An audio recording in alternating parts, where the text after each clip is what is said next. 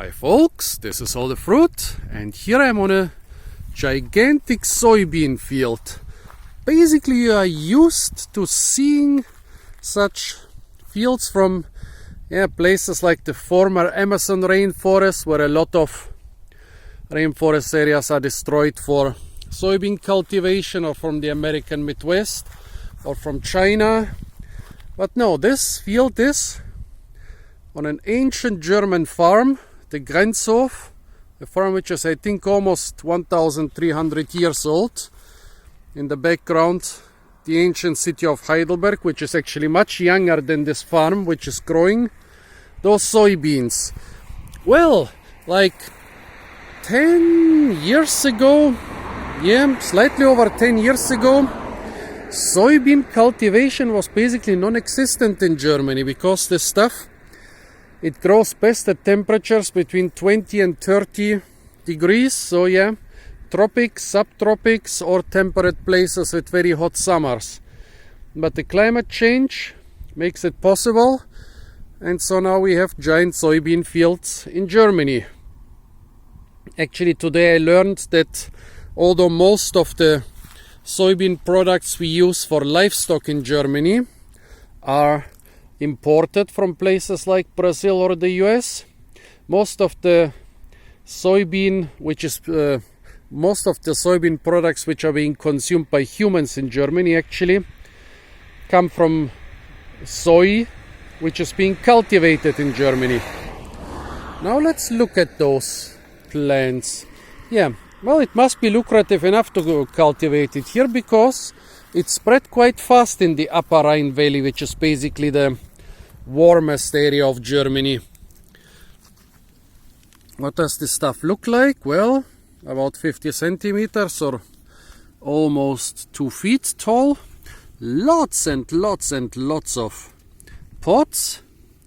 And I actually don't know if raw young soybeans are being eaten like this. I mean, the Japanese, they like to fry them, and they like to boil them in salty water and then serve them as a snack. In Bulgaria, we had the soybean beans dried as a snack. I don't even want to start about all those meat and dairy substitutes you can make from soy. I'm eating a lot of them myself. There are lots of really traditional Asian recipes, and also very modern high-tech ways of producing meat and dairy substitutes from soybeans. The funny thing is that in the West, soybeans were not so popular traditionally. It's more like an Asian crop. That's why most of those traditional things like tofu and bean curd are parts of the Asian cuisine. Basically, in Europe and in the US, the soybeans became popular during World War II, when people needed a high protein substitute for meat because they were not able to produce enough meat. And then they also realized, this is also a very good fertilizer for the soil, because all those Fabaceae, they produce, they fix nitrogen from the air. So they basically found out, wow, we can more or less grow meat and cheese on the fields without necessarily needing a cow.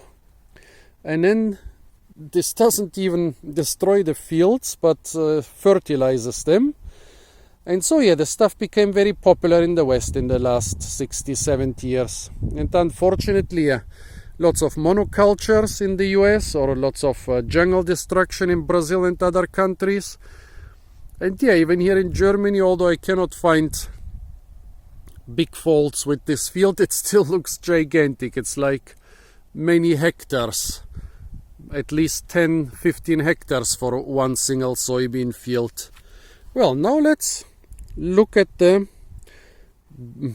beans. Well, here are the bean pods, usually with 3 beans inside. This one is more or less half ripe, so let's try some half ripe soybeans. They taste like normal beans. But beans are toxic when raw. Maybe I should have checked if soybeans are also toxic when raw. I don't think I will die from a couple soybeans, but I don't want to give you a bad example. I know I'm always giving you bad examples when eating toxic fruit, but at least I'm trying to tell you that they are toxic whenever I know. Okay, now let's try a couple unripe ones. Yeah, I mean, not my favorite dish, but they are not bad. I wouldn't use them as my favorite snack in the raw state. Even in Bulgaria I didn't like them so much when we had the dry beans as a snack. But yeah, they are not bad, they are just not particularly good. More or less meh. A lot of those tofu and meat substitutes and bean curd and stuff, they're considerably tastier than the beans. But I could also imagine, I don't know, I've never seen them used, like normal beans or peas, just being cooked or made into some dishes without being pressed first. I think maybe someday I shall check out if they sell them on some of our farmers markets. I've never seen them on farmers markets. And Google a couple recipes with those beans. Okay folks, so this was a climate change soybean field in the ancient countryside of Germany. Stay tuned for a lot more fruit videos from the beautiful countryside of Germany, and don't forget to like, share, comment and subscribe.